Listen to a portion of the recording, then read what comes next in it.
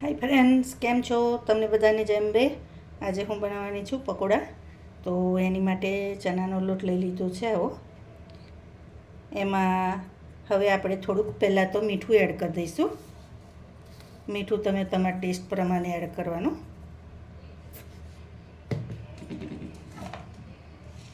પછી આ ડુંગળી છે, આ આદું છે, આ મરચાં લીલા છે, મોરા અને તીખા બે મિક્સ કર્યા છે મેં, અને આ ધાના છે, જેવી રીતે સમાર લીધા છે. તો હવે હું થોડા બધું એડ કરી દઈશ અંદર.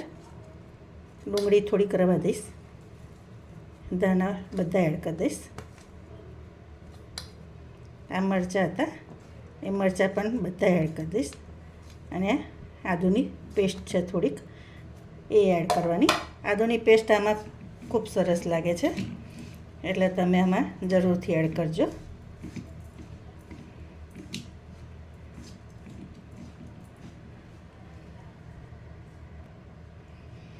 હવે આનો આપણે લોટ બાંધીશું. તો થોડુંક પાણી એડ કરતું જવાનું.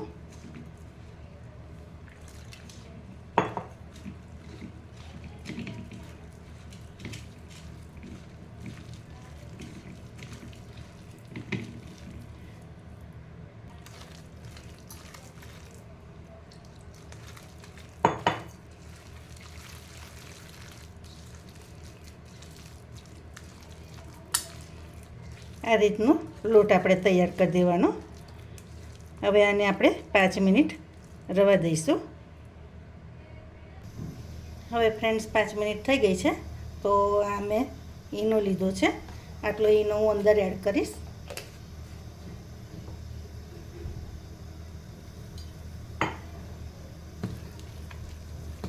અને ફરીથી એને બરાબર મિક્સ કરી લઈશ.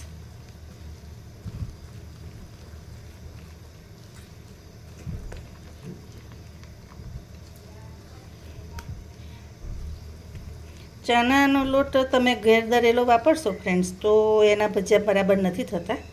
તમે બજારનો જે ચણાનો લોટ આવે છે એ ચણાનો લોટ લેશો તો વધારે સારા થશે. તો આવી રીતે કરી લેવાનું. હવે આપણે ભજીયા ઉતારીશું. તો ફ્રેન્ડ્સ, આપણું તેલ થઈ ગયું છે. હવે આવી રીતે આપણે ગોટા થોડાક એડ કરી દેવાના, અને મીડિયમ થાય તેલ ત્યારે જ ભજીયા નાખવાના.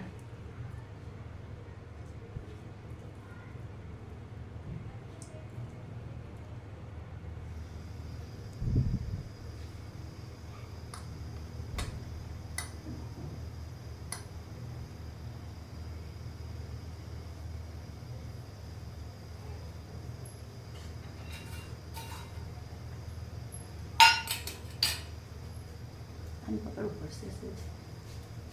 બંધ કરી અને પકડો. બંધ કરી વિડીયો. તો ફ્રેન્ડ્સ, તેલ થઈ ગયું છે. હવે આપણે ભજીયા અંદર એડ કરી દેવાનું. તો આવી રીતે મીડિયમ તાપે તેલ થાય એટલે ભજીયા મૂકી દેવાના.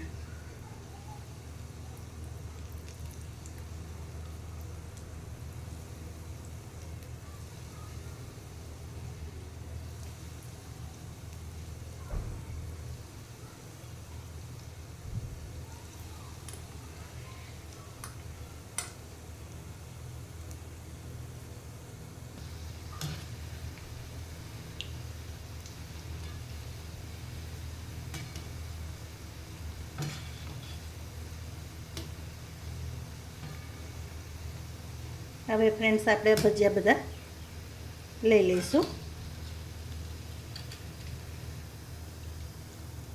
તો તમે જોઈ શકો છો કેવા સરસ ભજીયા થયા છે, એકદમ ખીલી ખીલીને.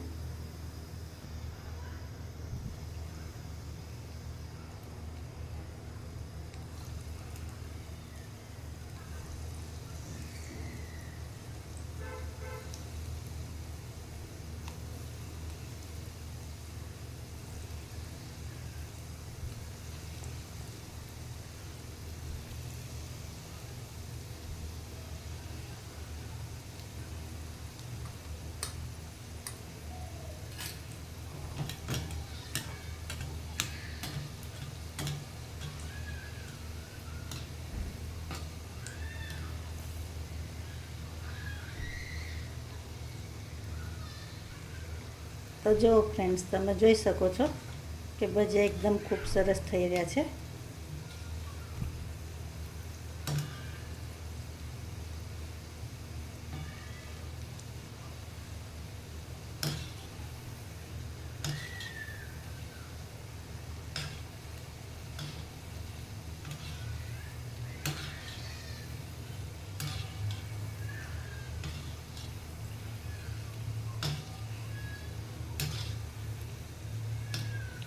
તો આવી રીતે સરસ તેલમાં તરાઈ જાય ત્યાં સુધી એને રવા દેવાના.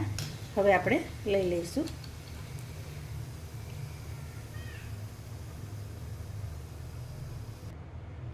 હવે ભજીયા જોડ ખાવા મોરા મરચાં છે એ થોડા ફ્રાય કરી લઈશું.